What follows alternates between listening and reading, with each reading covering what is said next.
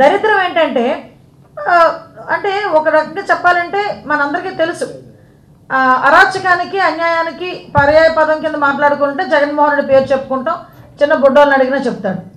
ఇక్కడ కొంతమంది కళాకారులు ఉన్నారు. ఎలాంటి కళాకారులు అంటే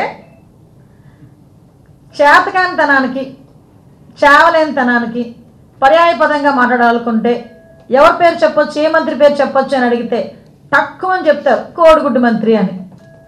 కోడిగుడ్డు మంత్రి అని చాలా క్లియర్గా చెప్పే ఈ మంత్రి పాపం 2 నెలల మంత్రి అయిపోయిద్దా? ఇంకా ఇప్పటికే నియోజకవర్గం లేక, నియోజకవర్గం రాక, ఏ నియోజకవర్గంలో పోటీ చేస్తామో తెలియక, నియోజకవర్గం పీకేసిన తర్వాత కంట్లీలు పెట్టేసుకొని కర్చీఫులు తడిపేసుకున్నవాడు కూడా నా నియోజకవర్గం వచ్చి నా గురించి మాట్లాడతాడు, నా మీద సవాళ్ళు విసురుతాడు.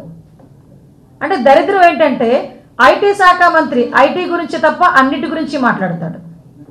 అది అతనిలో ఉన్న వెరైటీ. అరే ఐటీలోని నువ్వు ఏ కంపెనీలు తీసుకొచ్చావురా అంటే అప్పడాల తయారీ ఫ్యాక్టరీ, నూడిల్స్ తయారీ బండి, లేకపోతే ఇంకోటి ఏంటి పూతరేకుల కంపెనీ. ఇవి మనోడి దృష్టిలో ఐటీ అంటే పూతరేకుల కంపెనీ, అప్పడాల తయారీ, నూడిల్స్ బండి, ఇలాంటి బడులు ఓపెన్ చేయడానికి వీటికి ఉపయోగపడే మంత్రి అయిపోయాడు ఈ ఐటీ మంత్రి. అంటే ఇంకెంత కాలంలో ఐటీ అనుకోవడం కాస్త ఇప్పుడు ఏంటో అనుకునే పొజిషన్కి వచ్చేసింది ఈరోజు. అంటే నిన్న మాట్లాడుతూ అతగాడు నా దగ్గరకు వచ్చి, మా కాన్స్టిట్యున్సీకి వచ్చి ఏమన్నాడంటే నా గురించి మాట్లాడితే నా స్థాయి పెంచినమాట.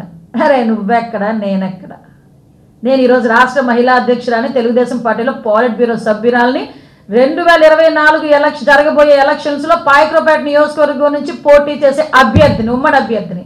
నీ గురించి ఒక్కడు చెప్పు, నీకు నాకు పోలికేంటి? నీ గురించి ఒక్కడు చెప్పు.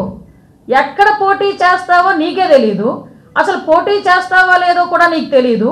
నువ్వు నా నియోజకవర్గం వచ్చి తొడగొట్టేసి జగన్మోహన్ రెడ్డిని కానీ భారతీ రెడ్డిని కానీ ఏవైనా అంటే పరిగెట్టించి కొడతానని చెప్పి మాట్లాడుతున్నావు. బరాబర్ మాట్లాడతా. జగన్మోహన్ రెడ్డి గురించి సైకో జగన్మోహన్ రెడ్డి అని మాట్లాడతా. భారతీ రెడ్డి ఈరోజు మహిళలు తాలిబొట్లు తెంచే విషయంలో ఆవిడ కీలక పాత్ర వహిస్తున్నారు అని మాట్లాడతా. నా నియోజకవర్గం పాయకరావుపేట, 24లో పాయకరావుపేట నుంచి ఉమ్మడి అభ్యర్థిగా పోటీ చేస్తున్నా. నా నియోజకవర్గం నువ్వు వస్తావా? లేదు. నువ్వు ఏ నియోజకవర్గంలో పోటీ చేయాలనుకుంటున్నావో, పోటీ చేస్తున్నావో నీకైనా క్లారిటీ ఉందా? లేదంటే నీ ఇంటికే రమ్మంటావా? పరిగెట్టించి నువ్వు కొడతావా, నన్ను కొట్టమంటావా? రెండిట్లో ఏదో తేల్చేసుకుందాం. నువ్వు నా దగ్గరకు వచ్చి పరిగెట్టించి కొడతాము, పరిగెట్టించి నువ్వు పరిగెట్టి, అసలు విషయం ఏంటంటే నువ్వు రోడ్డు మీదకి వచ్చి నీ తాలూకా గన్మెన్లు, ఇప్పుడు నీ పరిస్థితి ఏంటో చెప్పనా, 2 గన్మెన్లకి పరిమితం అయిపోయావు. ఎందుకంటే నీకు ఒక నియోజకవర్గం లేదు, నీకు ఒక క్యాడర్ లేదు, నీకు ఒక దాన్ని ఏమంటారంటే ఒక ప్రోటోకాల్ లేదు. ఒక 2 గన్మెన్లు ఇచ్చేసి 2 నెలలు పండగ చేసుకొని వదిలేసాడు రోడ్ల మీదకి జగన్మోహన్ రెడ్డి నిన్ను. ఎందుకో తెలుసా? నీకున్న నోటు దురదకే. ఈరోజు మేము అవసరంలే, జన సైనికులు రోడ్డు మీదకి వస్తే నువ్వు గనక ఇంకొక మాట మాట్లాడితే ఈసారి జన సైనికులు నిన్ను పరిగెట్టించుకోవడం కాదు, నేను ఆడదాని అయిపోయాను, ఇంకో మాట మాట్లాడకూడదు కాబట్టి, ఇంకా నాకు సంస్కారం ఉంది కాబట్టి కాసేపు ఆగా, ఆ రేంజ్లో కొడతాను నేను. అంటే నీ కోడిగుడ్డు మంత్రివి నీకే అంత ఉంటే, అదే నేను కష్టపడి రాజకీయాల్లో కష్టపడి పైకి వచ్చాడు మాకెంత ఉంటుందయా? జగన్మోహన్ రెడ్డి ఎందుకు అనకూడదు? నేను నీతోనే సవాలు విసురుతా. జగన్మోహన్ రెడ్డి సైకో జగన్ నేను అంట. ధరలు పెంచేసి, గ్యాస్ ధరలు పెంచేసి, పెట్రోల్ డీజిల్ ధరలు పెంచేసి, ఇంట్లో ఆడవాళ్ళు కనీసం తినడానికి కూడా తిండి లేక అల్లాడిపోతూ ఉంటే చూసి ఆనందించేవాడిని సైకో అంటారా? అనరా? నేను సైకో జగన్ అంటాను. చెత్త మీద పన్నేసినోడిని చెత్త సీఎం అంటారుగా అనరా? ఎస్, నేను చెత్త సీఎం అని అంటాను. ఈరోజు నోరిపి మాట్లాడాలంటే చూసి స్క్రిప్ట్ కూడా చదవలేడు నేను ఎత్తిపోకూడి అంటారా? అనరా? నేను అంటాను. ఏం మాట్లాడతావు, ఏం చేస్తావు? బరాబర్ మాట్లాడతా. ఉన్నదే మాట్లాడుతున్నా, లేనిదేమి మాట్లాడట్లా నేను. నువ్వు బయటకు వచ్చి నా నియోజకవర్గం వచ్చి తొడగొట్టేస్తున్నావు, నా గురించి మాట్లాడుతున్నావు. అసలు నువ్వు నా స్థాయిని పెంచడం కాదు, అనవసరంగా ఇప్పుడు నేను మాట్లాడి నీ స్థాయిని పెంచుతున్నానేమో. ఎందుకంటే మంత్రి చేసిన నీకే నీ పార్టీలో స్థానం లేదు, స్థాయి లేదు.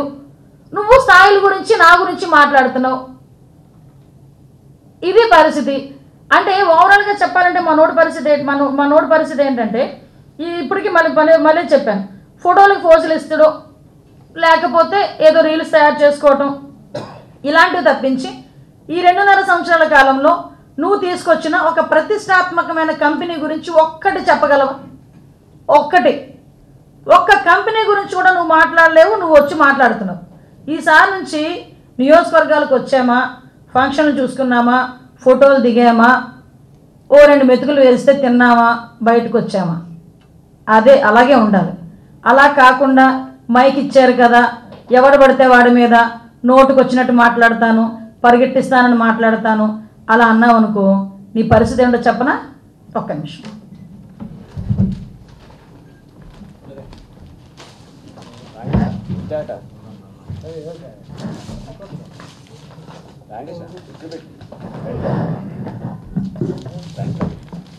ఎవడో తెలుసా? ఈసారి పిచ్చి పిచ్చి మాటలు మాట్లాడితే